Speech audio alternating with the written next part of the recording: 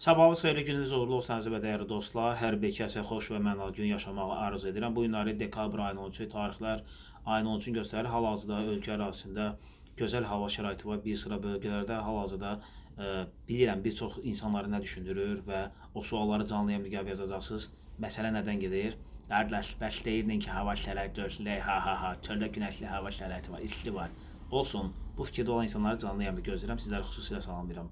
Və Bakı-Abşeron yarımadası qeyd etdiyimiz kimi və rayonlar üzrə hal-hazırda gözəl hava olmasa baxmayaraq axşam günün ikinci yarısından sonra kəskin şəkildə dəyişilmələr olacaq. Temperaturlar 5-10, bəzi bölgələrdə 15 dərəcə kimi aşağı enəcəyi gözlənilir. Artıq sabah bu zaman bir sıra bölgələr ağ örpəyə, qara bürünəcək və respublikamızda xüsusilə şimal bölgəsi, şimal-qərb bölgəsi bu prosesdə daha çox faydalanacaq.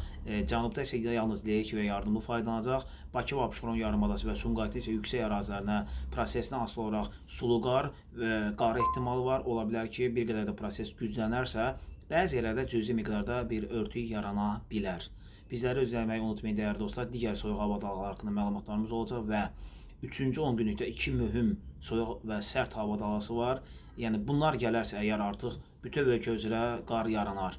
Təəssüf olsun ki, bu sistem olduğumuz kimi gözlədiyimiz kimi, istədiyimiz kimi gəlmədi, amma növbəti sistemlərə ümidimiz böyükdür. Bizləri izləməyi unutmayın. Sizləri çox sevirik. Yaxşı ki varsınız.